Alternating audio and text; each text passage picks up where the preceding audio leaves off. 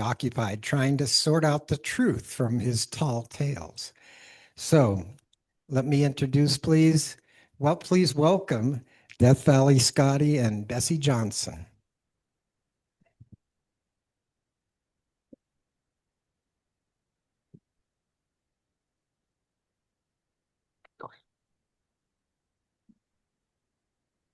Now, Scotty, I have some very important people coming today. Please, please, try to not tell too many tall tales. Yeah, I know. But you know how everybody wants to know about me, so I'm probably going to tell them. Oh, welcome everyone to my home. This is my friend Walter Scott. And I'm Bessie Johnson. So thanks for joining us. So I was actually born Walter Scott in 1872 when I was brought into this world by my parents back in Cynthiana, Kentucky. I was the youngest of 6 children, where my father on a farm raised riding horses. Well, early on, unfortunately, my mom passed away and my dad ended up remarrying a woman with 4 children. Life wasn't that easy there. My older brothers, Bill and Warner, they got tired of the new stepmom and they left. They went out to the Elko country of Nevada to go be cattle horsemen out there. Well, I did my best. I didn't care all that much for school, and it seemed like my new stepmom sure did. We couldn't agree on just how much I should attend.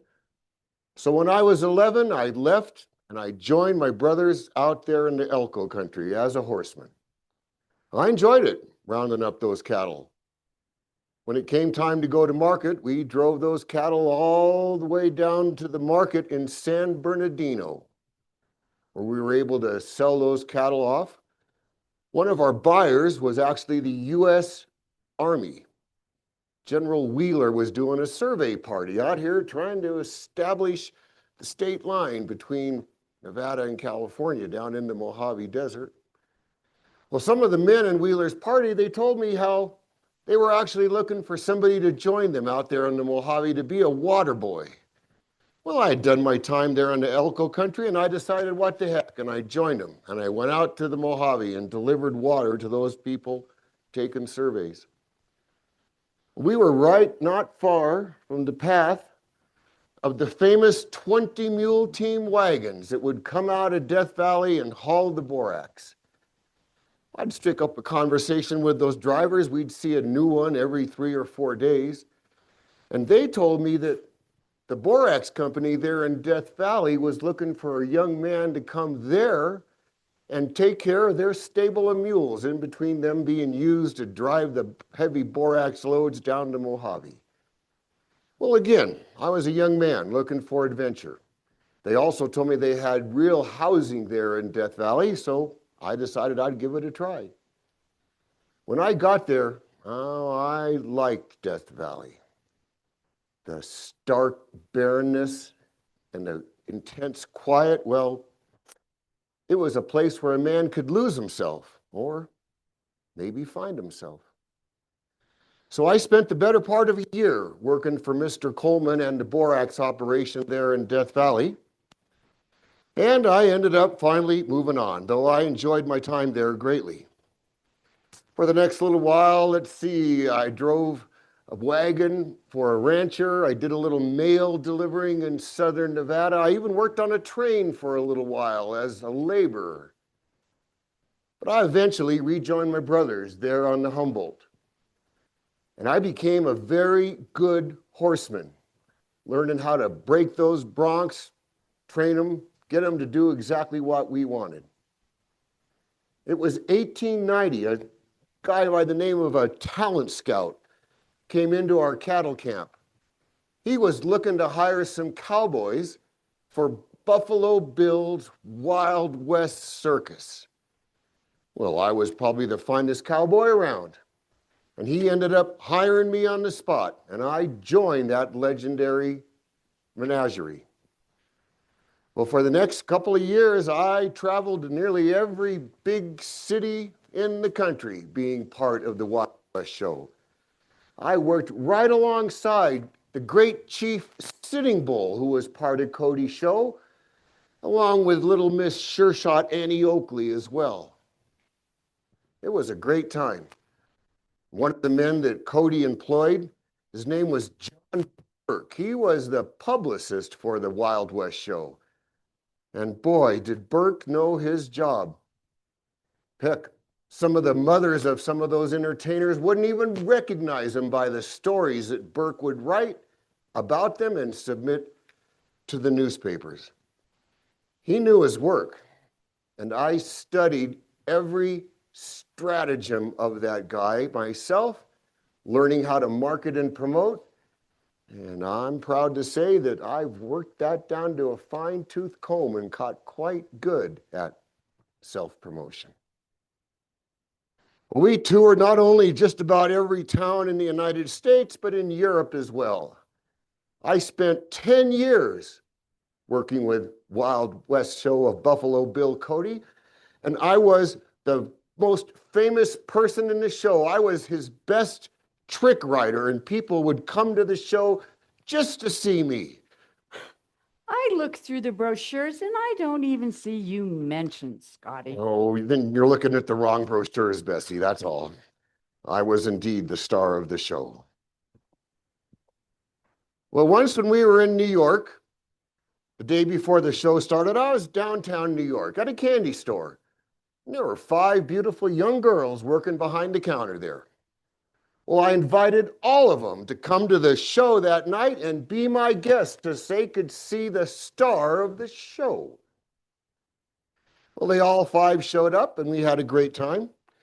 After the show, well, I took one of them, Josephine Milius, out to dinner. And we had a good night. And, well, one thing led to another, and Josephine and I ended up tying the knot. Well, now, Josephine, that was just too many syllables for me to have to say. So I just called her Jack for the rest of our lives together. Well, Cody's show, after we were done there in New York, we kept touring. I couldn't take Jack with me, so I left her there in New York with her parents, and I finished the rest of that season with Buffalo Bill. When the season was over in the fall, I had to work, and I got a job working in a gold mine in Cripple Creek, Colorado. Working hard. It was hard work in those tunnels. Well, I think the superintendent there at the mine was maybe a bit keen on Jack. When I was out working, he gave her a private tour of the mine. And as a token, after the tour was over, he gave her 2 high-grade ore nuggets as a gift. When I was done with work that day and I came home and Jack told me how she had gotten these nuggets from the superintendent, I nearly fell to the floor. You could tell they were extremely high grade. I told her, put those to the side. There's a chance we could use those at a further time.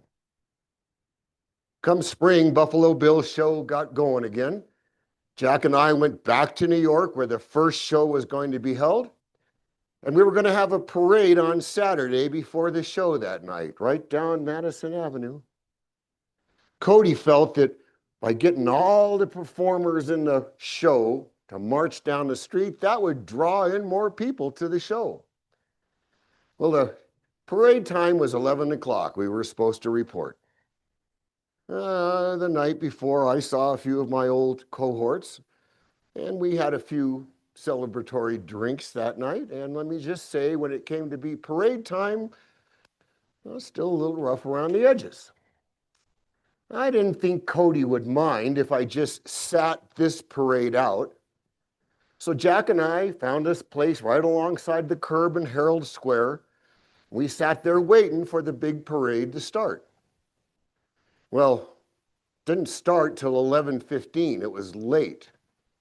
A matter which I learned later it was because Cody was waiting for my arrival.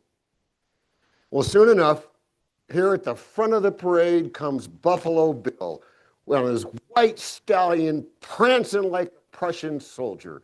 It was quite a sight. Followed behind by 750 hooting and hollering cowboys, cowpokes, cowgirls, and Indians. It was a sight to behold. Well, I saw him coming down the street. I took off my hat when Cody got alongside, and I was hooting and hollering for all I was worth on the curb. Well, as Cody got alongside, we made eye contact. And I think I saw an ill-tempered look in his eye. Well, the parade went on by. Jack and I went to the hotel. I changed clothes, took a shower, and I reported to work. Plenty of time for that night's show.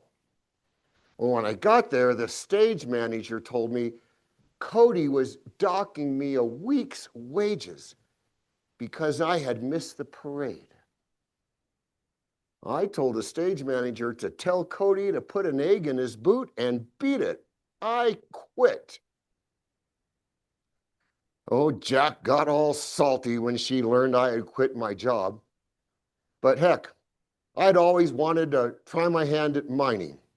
And when I was out in Death Valley working for the mule team, well, I had seen a lot of promising sites of gold speckled in some of the rocks.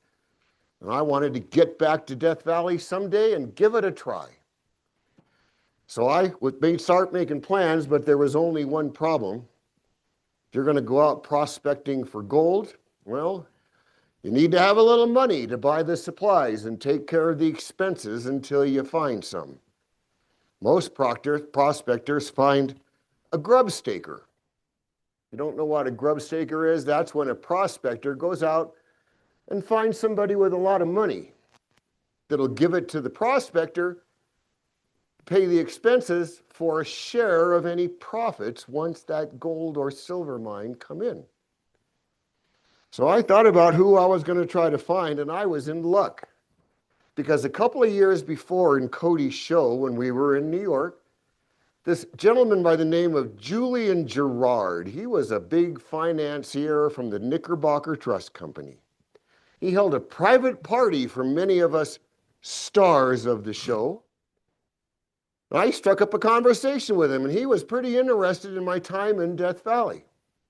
He told me if I ever needed anything to come look him up. Well, I took Jack's 2 high-grade ore samples, and I went walking down to the Knickerbocker Trust Company's offices the very next day. I saw Gerard. He was happy to see me. I told him that I was headed to Death Valley where these gold ore nuggets were found. He asked if he could take the nuggets off to an assay office just down the street. I told him yes. They came back at $750 a ton. Gerard was all over wanting to grub stake my claim in Death Valley. So we agreed on a contract. He gave me $1,500 for 1/3 of the share in what I knew was going to be a very profitable mine. I drew up the contract, or my part of it anyway, including the description of where the mine was at in California.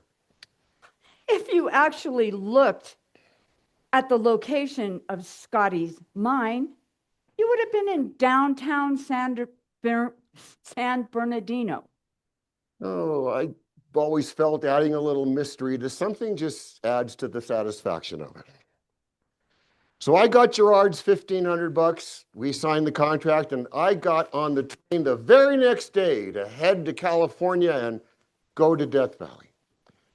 Now, when I got off the train in Barstow, I wanted people to take me serious. So I was very liberal, showing my $1,500 cash all around town.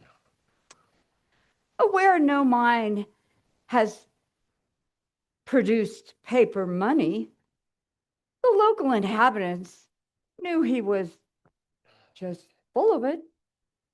No, I fooled him pretty good, Bessie, I think. You were just a newcomer from back east. Well, I showed my money around town and spent it. And, well, after a few weeks, I was out of cash. So I wrote my first letter to Gerard.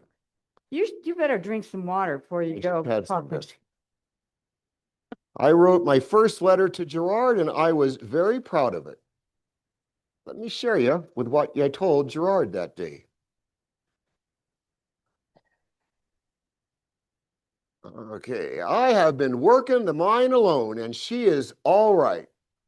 I'm about burnt up, let me tell you. The heat is terrible. For 10 straight days, it's been 140 degrees in the shade. I've worked quite a bit of our mine, but one side of the tunnel is hard granite and the other side is yellow clay, hard as hell. I have worked about a ton of ore that'll easily assay at $700. But I have to have some shoes and some other things. I've lost all my mules. They died from starvation and bad water. You send me some coin to Keeler. I will get about 5 mules and go back to the mine and ship about 1,000 pounds of rock. Gerard, take my word for it. There is $5 million in sight. Gerard sent me a little bit more green. People said Walter never bought any mining tools or dynamite. He would carry around a large sack wrapped in chains and padlocks to show off whatever newcomer came to town. We even knew they were just rocks inside. People say he spent more time in the saloon than he did in the desert. That's where I did some of my best work, was in the saloon, by gosh. Well, after a few more weeks, I needed more money. Death Valley's a tough place to be a miner. It's hot as hell, cold as Antarctica. There's flash floods, outlaws, mules run off, bad water, Indians, hooligans. It was an expensive proposition. So I told Gerard I needed a bit more money. This time he wired me back and told me he was coming out to Needles. He'd bring some money, but he wanted me to pick him up when the train got there and show him where our mine was at. Well, a week or so later, I met Gerard at the train station there. We had a few drinks. And the next day I told Gerard that I had to go out and buy some mules before we could go out into the desert. I came back in a few days and I told Gerard, it's too hot. I cannot take you out. You might die being a city slicker. Well, he was insistent that I take him, and I was equally insistent that I wouldn't. Finally, after a standoff, he got back on the train and left. Well, sure enough, a few weeks later, I needed a bit more money. Before I got any, he sent a mining engineer out from San Francisco to come take a look at the mine. He told me I was supposed to meet him there in 1903 at the train station in Barstow and take him out. Well, when the guy got off the train there in July, let me tell you, my head was throbbing. I had quite a pain. I think it was because I had been working so hard out in the desert heat, I think. Or probably from drinking a whole pint of whiskey. When the guy got off the train, he seemed surprised when I told him that I didn't have any tent. I didn't have any tarp or any kind of protection. I told him he was going to have to sleep in 150 degrees and that all the water was probably bad that we were going to find. Well, within 30 minutes, he was at the ticket office buying a ticket back to San Francisco. Gerard was irate when he had found out the mining engineer didn't make it out there. He wrote me a letter accusing me of being a thief. The nerve of him. I told him I would bring him some rocks with ore in it right on this next train I could take. So I gathered up some of my valuable rocks. I put them into a satchel. I wrapped it with chains, and I got on the train and headed east to take it to Gerard. Well, somewhere between Pittsburgh and Philadelphia, the bag of ore somehow had escaped my possession. When I got off the train in Philadelphia, I reported the loss, but wasn't worried. There was plenty more where that came from. Yes, Death Valley is full of rocks. Newspapers from coast to coast carried the story that the theft of Scotty's satchel on their front page headlines. The satchel nor the gold was ever found. Julian Gerard publicly questioned the story. The nerve of that guy. I made my way back to Southern California. I started to spend a little time in Los Angeles, but not before I did search around Death Valley, and I found a little canyon there about 40 miles south of those Borak men operations, and I made myself a little comfortable getaway there. When I got back to Los Angeles, well, I had more money from Gerard, and I went ahead and spent it liberally there in town. I had met a young, brand new reporter that worked for the new Los Angeles Examiner. He was really excited and looking for good stories. He was trying to make an impression, I guess, on his boss, the owner, old Mr. Randolph Hearst there. So he befriended me in the Hollenbeck bar and told me to share any good stories so that he could report them to the paper and make his way up the ladder with the newspaper. Van Loan reported that Scott spent money freer than a public restroom. He observed Scott tearing a $100 bill in half, giving half to the clerk, who told him he couldn't make change. Busboys, waiters, porters, and chambermaids at the Angelus Hotel came running every time they saw the mysterious Scott, as they knew the greenbucks would flow freely. Yep, Mr. Charlie Van Loan, he was a good guy, and I got my name in the paper quite a bit for being a big-time spender there in town. While I was there in Los Angeles, I also met another man by the name of John Burke. He actually had Death Valley connections.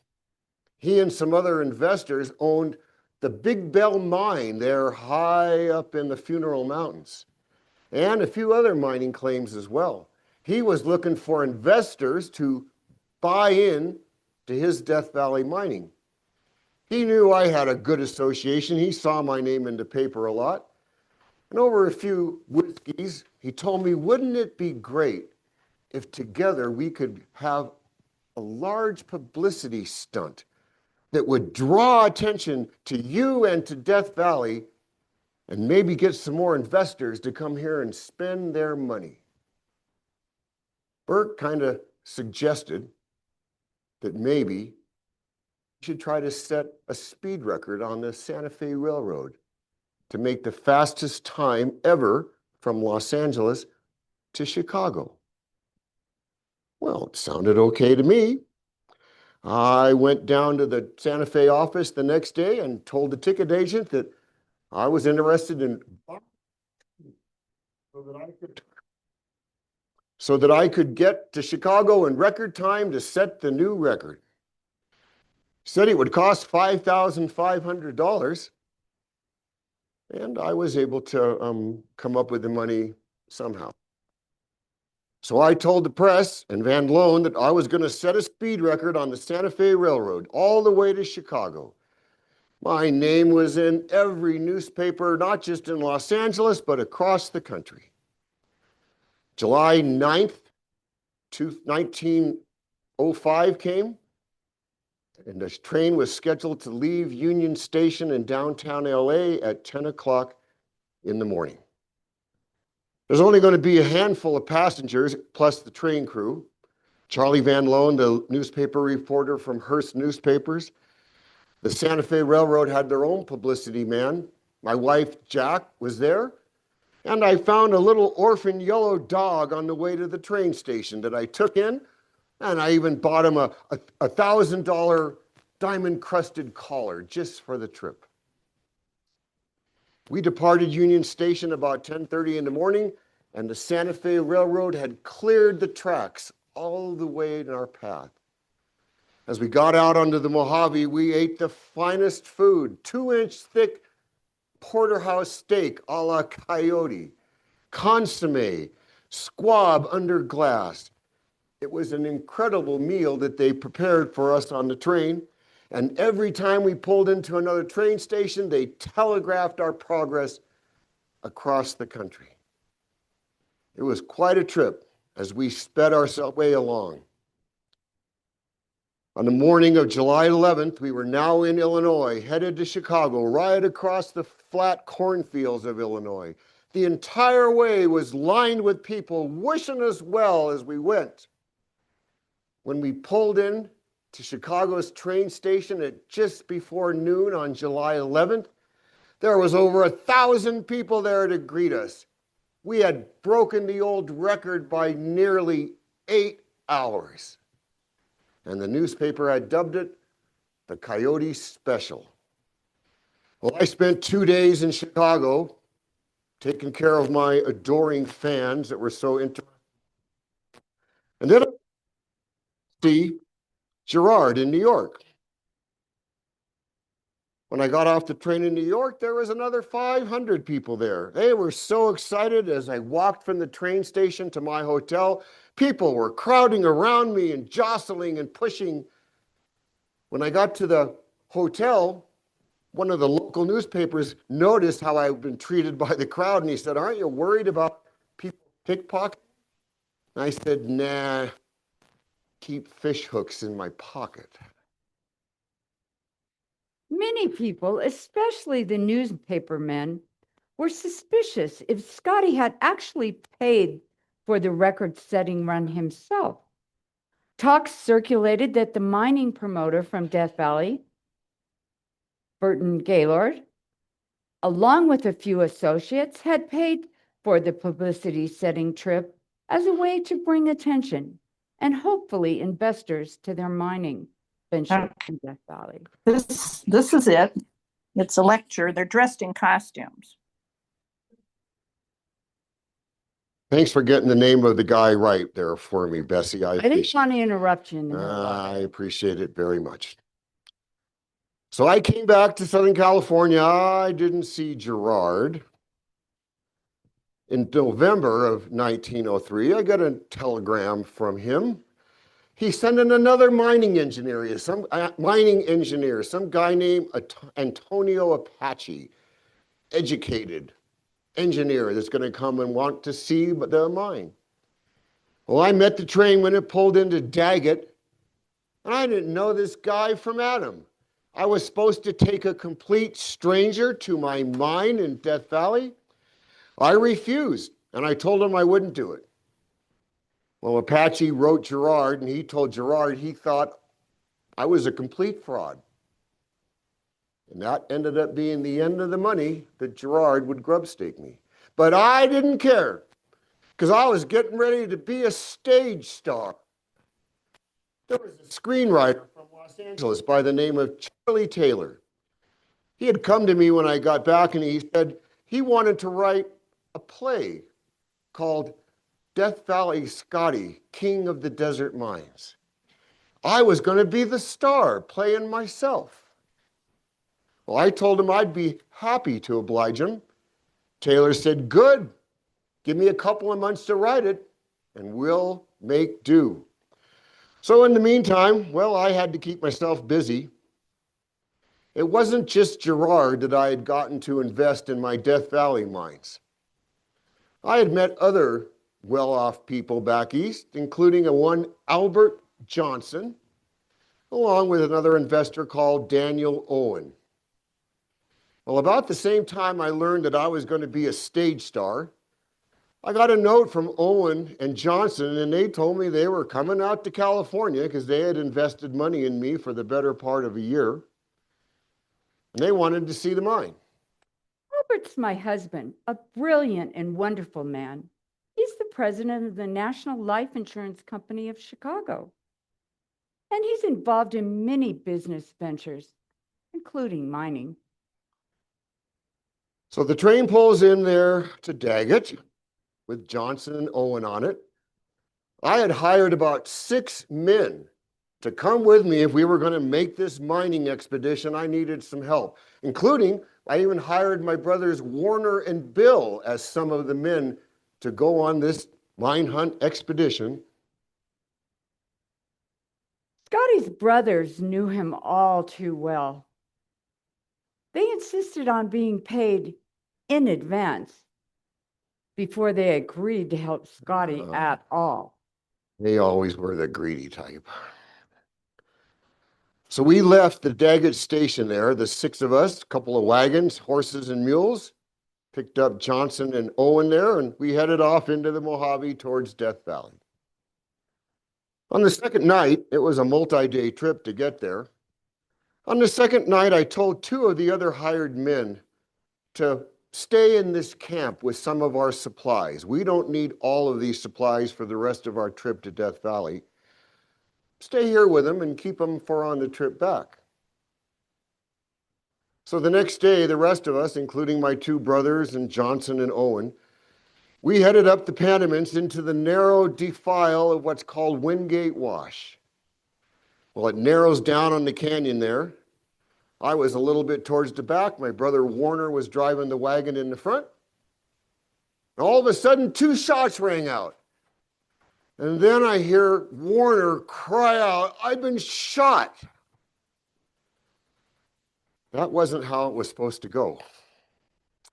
I ran ahead, "Stop firing, stop firing." Warner had been shot in the groin. He was bleeding. Oh, whoever that was shooting took off. Johnson actually had a small medical bag with him, and he was able to render medical aid right there in the desert, bandaged up Warner, stopped the bleeding. We got back and turned around before we ever got to the mine and went back. We got to Daggett, put Warner on the train, sent him to Los Angeles to get treated proper by a doctor. And I joined him as well. Daniel Owen, one of those 2 investors, he went and found the sheriff and told him he thought it had been some kind of a ploy and demanded that some kind of criminal action was taken. Well, Taylor had to play. I left Los Angeles and went up to San Francisco where we were going to open the new play. Sheriff Rolfe from San Bernardino County, he heard about the shooting. He went up there and looked around, and he decided that maybe something was amiss. And he actually issued an arrest warrant against me. And on opening night in San Francisco, I was rudely yanked off the stage and sent down to San Bernardino. Well, playwright Taylor was able to convince the sheriff there that he couldn't make any money if I was sitting in jail waiting, so they allowed bail and I was let out. Made a few appearances in San Francisco, and we headed down to Los Angeles. Warner was cared for by a doctor there in Los Angeles. On opening night of the play in Los Angeles, Warner filed suit against me in court. He claimed it was a ruse as well, and he wanted $1,500 for the doctor bill in Los Angeles and $100,000 of damages against me. I was arrested again, taken back to jail, but this time my attorney filed a writ of habeas corpus. He wanted to know, was the crime actually in San Bernardino County? Forced Sheriff Rolfe to hire a surveyor. When his report came back, he determined that whatever happened had happened in Inyo County. And anybody that was involved all charges were dropped.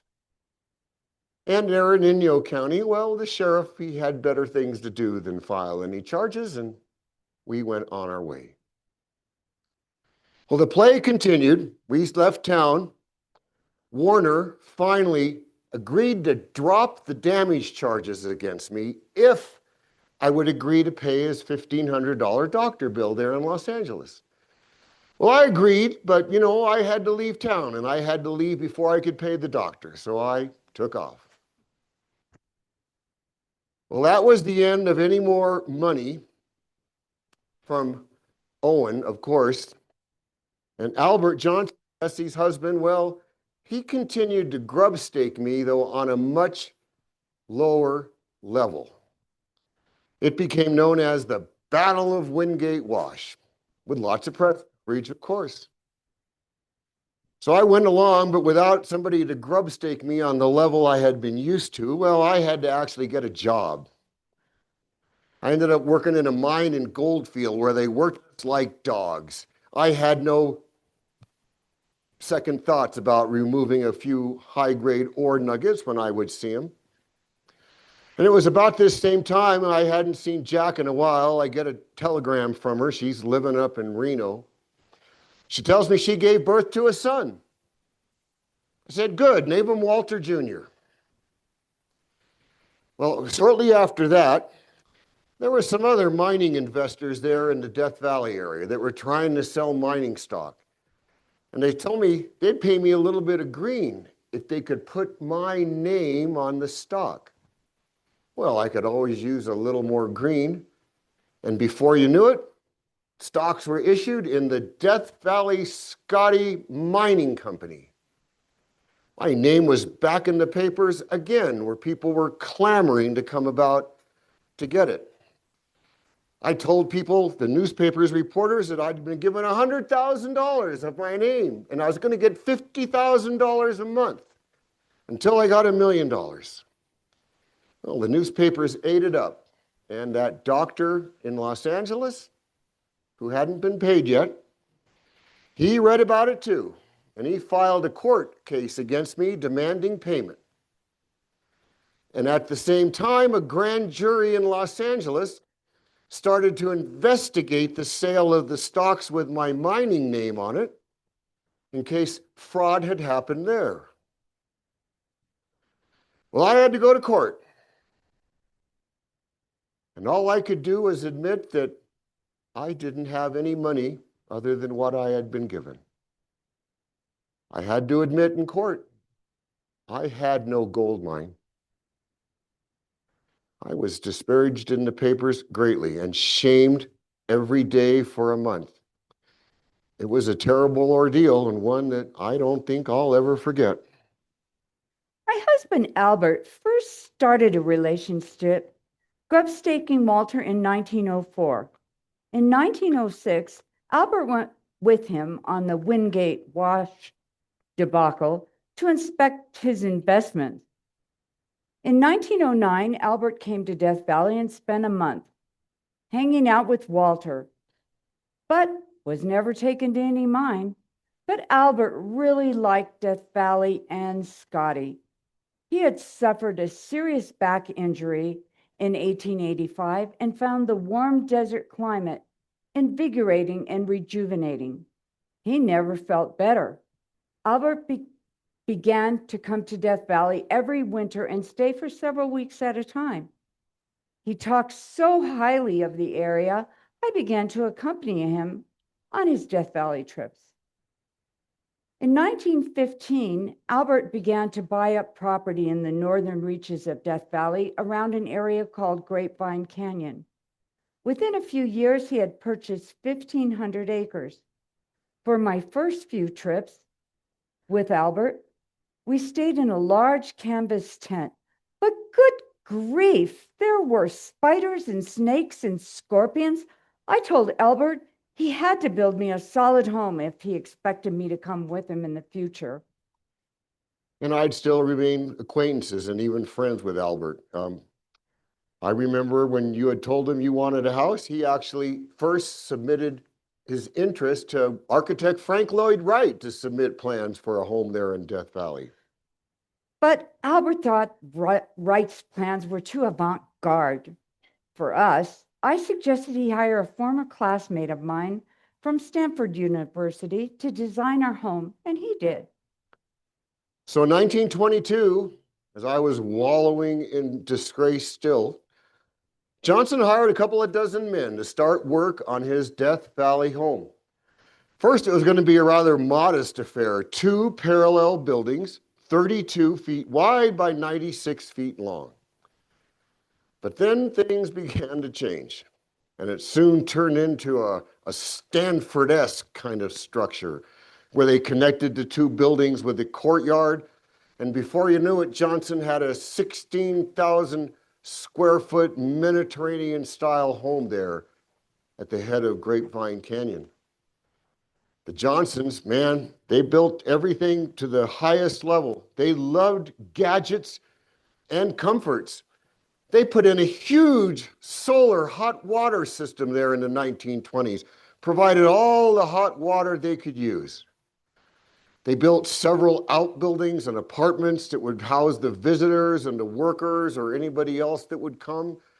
My gosh, they did. It was an incredible sight. They had a total, I think, of 13 bathrooms, 13 fireplaces, and 3 different kitchens that they had. They had a bunkhouse. He erected a bridge, the only bridge in Inyo County for a while, a 55-foot tall clock tower there on the property. And one of the best things about Johnson's property, he had a very large spring on it that altogether would provide enough water for over 1,000 people, should there be that many there. Instead, Johnson corralled it and used the energy from the drop to power a Pelton water wheel. We had electricity out in the absolute middle of nowhere. And in the great room of the main living room, he constructed a 12-foot tall rock wall that the water from the springs was pumped over in the shape of a waterfall, greatly cooling the building during those hot summer months. With all those fireplaces, he needed to have firewood, and there aren't many trees there in Grapevine Canyon, though the elevation is much higher. It's 3,000 feet there compared to below sea level back at Furnace Creek, 55 miles away.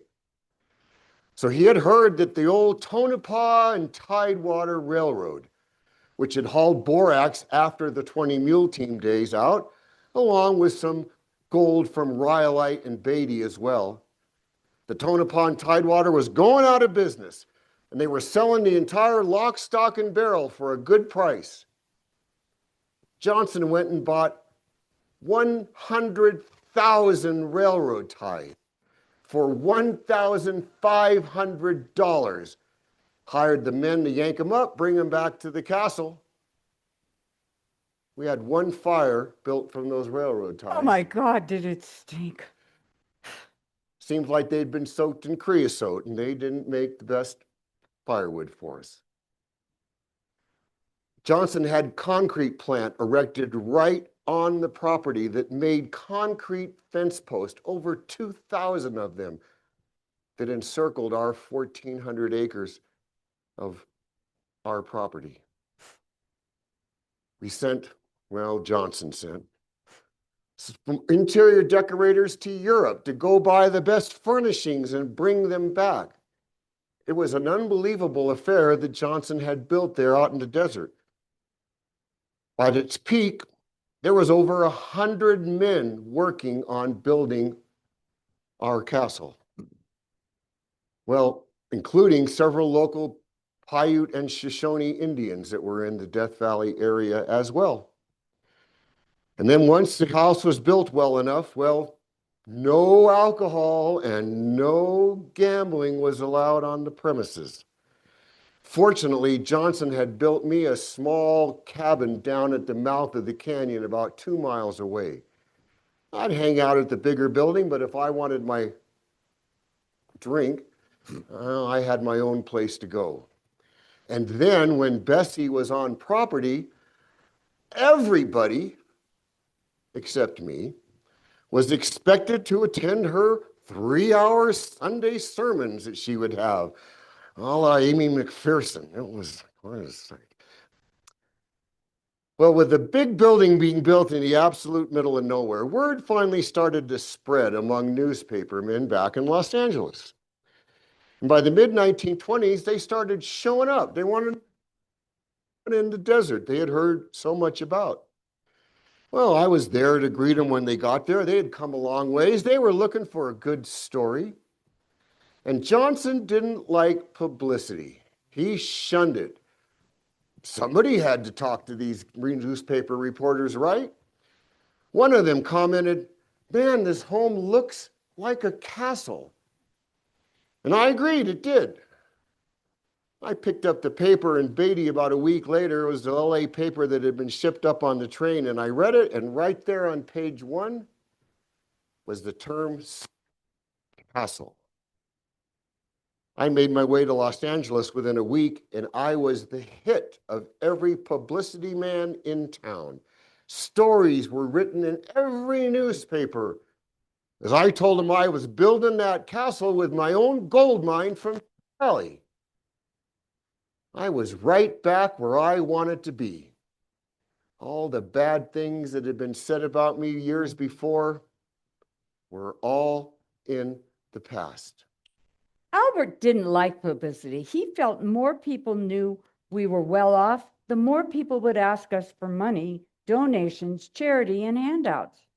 The newsmen loved to talk to Walter, and Walter loved to talk to them. Albert received great enjoyment watching Walter spin his tales. In 1929, the Great Depression befell upon the country, and we were not excluded from the country's very serious financial problems. Our wealth declined by 75%. We stopped all work on our Death Valley home. Fortunately, most everything was completed. The large 250-foot long swimming pool and much of the landscaping were really all the things that were unfinished. We sold our home in Chicago and bought a house that belonged to the MGM studio boss, Samuel Golden, in Hollywood, where we lived when we were not in Death Valley. And that same year in 1929, another dilemma blew in on the Death Valley sands for the Johnsons. Those borax men had now been not mining borax in Death Valley for a few years, but what they had done was build a real nice hotel down there where they used to mine the borax. And they were trying to get the government to make that Death Valley area a national park. Well, the government sent out surveyors to establish the boundaries of their hoped-for park. When the survey was done and they came back, they went and talked to the Johnsons and they said, "Hey, that land that you've built your home on, that's government land. Your land that you own is about 1.5 miles further east." Well, that was a predicament, to say the least. But fortunately, it took a couple of years, but with the help of the congressman from Nevada, which Death Valley has a little sliver of it in that state, and Horace Albright, the director of the National Park Service at that time, and a hometown boy from Bishop, California. With the help of those two, they finally worked out a deal with the Congress to pass a bill that allowed the Johnsons to pay $1.25 an acre for that 1,500 acres that they thought was theirs, and their home was saved. 1933, well, the Borax Company got their half wish. They didn't create a national park, but they did create a national monument. And in the midst of the Depression there, as soon as the monument was created, well, FDR, Franklin Roosevelt, sent about 400 young CCC, Civilian Conservation Corps boys, to Death Valley to make improvements and do work. One of the first things they did was to build a better and paved road from down at Furnace Creek all the way to my castle there in Grapevine Canyon. And once the road was improved, even though we were in the midst of the Depression, tourists started showing up, driving up from the fancy hotels that the Borax Company had built. They wanted to see the castle for themselves and hear all about my stories. There were so many people coming, the Johnsons, they hired 12 tour guides to take care of the demand of people that were coming up there to look things over. Hollywood celebrities started showing up. Jack Benny, William S. Hart, several of them showed up and would stay with the Johnsons up there as well. 1935, though, I get a notice from the Internal Revenue Service. They claim they want me to pay taxes on all the money I've been talking about in the newspapers. Well, see, income tax law was passed in 1913, and Johnson's a pretty smart man. He helped me write up an explanation that all my wealth had come prior to 1913, absolving me of having to pay any tax. Also in the 1930s, I began Easter sunrise services on the sand dunes near Stovepipe Wells. For the first few years, I officiated the services myself, but after a time, Father John Crowley from Lone Pine conducted them. He's a good man. I bet they'll name a lake after him someday. A little bit after that time, Jack, my wife, who I admittedly hadn't spent a lot of time with over the last couple of years, she filed suit against me, wanting money and half of the ownership of the castle. She even filed a claim in court against the Johnsons, demanding money as well. Jack's suit greatly saddened Albert and myself. We had raised their son, Walter Jr., in our own home for a few years. Later, we bought her a small home in Reno, where she lived with her son. And all the while, we have provided her with a monthly stipend to live on for over 20 years.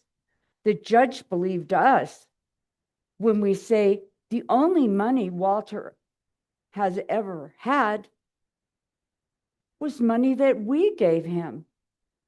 He has no interest in the castle. They denied Jack's suit.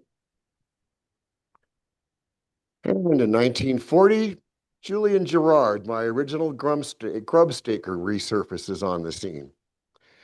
He's been reading all the stories in the newspapers about Scotty's castle, and now he's filed a claim wanting money for my share of whatever that was in the castle. Well, Johnson's a smart man, and he hired a good attorney. And as it turned out, well, Gerard's claim against us was totally denied. Many people have asked why my husband has become such good friends with Walter. After all these years of falsity and chicanery, there's an old adage about opposites attract. That may have been the case here. I knew Albert greatly enjoys Walter's company and often says Scotty repays him in laughs. I'm grateful for the friendship Walter has given my husband. It's really enriched his life. Albert has been a very good friend of mine. Bessie, your napkin is here. Chief is there. You could have picked it up for me. I don't think my stomach would allow me to bend over that far. Well, when World War II broke out, as Bessie said, the Johnsons had sold their home in Chicago many years before, living in Hollywood and making occasional forays up to Death Valley, where they would collect the receipts that were bought in from people taking tours of the castle and check on things, write payroll checks. Well, gas rationing had taken effect, and there wasn't a lot of fuel for people to make trips. There near his Hollywood home, Johnson bought a gas station. So he had more fuel to use so he could make his frequent trips up to Death Valley. Well, Johnson liked to drive fast. He was a pretty calm, collected man for the most part, but you put him behind the wheel of a fast car and that man took advantage of it, especially on the wide open roads of Death Valley. In April of 1943, he and Bessie had come up at the castle, spent a couple of days. We visited, they took care of business. And on his way home, as he was headed up and over Towns Pass there, headed in the direction of Lone Pine, Johnson was going too fast around a corner and clipped a rock wall. And in the open automobile, Bessie flew out of the car. In despair, Johnson put it in reverse and backed up, and he ran over his wife and killed her. There was a lot of talk, but a coroner's inquest was held and Johnson was held for no blame. But he was never the same. After the war was over, so many people started coming up to my castle that Johnson thought that we had lots of these apartments in the back. We should start renting them out to tourists that would want to spend the night. Despite Johnson's difficult mental state, he was still a pretty smart businessman, and he was making good money there, renting out rooms and doing tours to the tourists that were coming up. But then in December of 1947, well, Johnson fell ill with a horrible cough and was admitted to Presbyterian Hospital there in Hollywood. And he didn't come around. And by January of 1948, Albert Johnson, my friend for over 40 years, he passed away. I gave the eulogy at his funeral. And I told him, we have traveled many difficult desert roads together, but this journey will be much easier. I hope you find your mules when you come to the end of the trail and that the pasture there is good. This journey you'll have to make by yourself, but I'll meet you there at the end someday. The Johnsons had found this organization called the Gospel Foundation. The Johnsons were very religious, and they left their entire estate to the Gospel Foundation, which they had founded. The foundation took over the operation of the castle, but fortunately, in the will, Johnson said that they were to take care of me for the rest of my life. Well, I continued to hang out at the castle there. The tourists would come up, would regale in the stories I told them of my bravery and courage and riches. I was still the main attraction.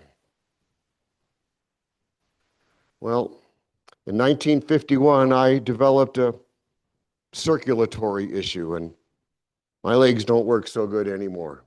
And I don't leave the castle all that much. You know, you may have heard from a lot of people that I'm a lot of bunk and I don't have no mind.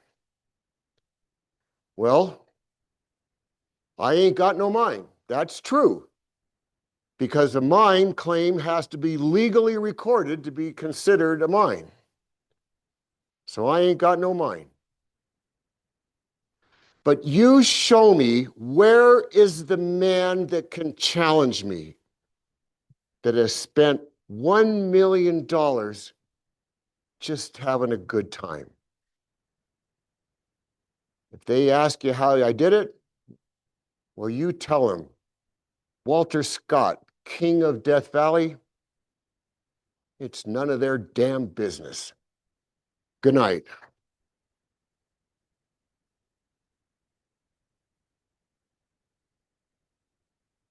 On January 5th, 1954, Scotty fell gravely ill. The castle manager, Mrs. Lidencott, placed him in her car and drove towards Beatty, Nevada. Scotty passed away just a few miles down the road. Scotty was buried on a hill with his dog, Windy, overlooking the castle. Death Valley Superintendent T.R. Goodwin spoke the eulogy. The Gospel Foundation continued to offer tours and overnight accommodations, but the upkeep of the castle became more and more expensive and cost prohibitive. The Gospel Foundation continued operating the castle until 1970, when they sold it to the National Park Service for $850,000. The National Park Service stopped to overnight accommodations, but kept the grounds open and offered tours of Scotty's castle until 2016, when a summer flash flood did considerable damage to the historic structure, and it was closed to the public. Restoration quickly began, but then in 2021, a fire of undetermined origin destroyed one of the most important outbuildings at the property. The Park Service has continued with extensive recovery and rehabilitation of the entire grounds and may begin offering limited recovery tours in December. Check the NPS website for up-to-date information. Plans are to have Scotty's Castle reopened to the public by late 2026.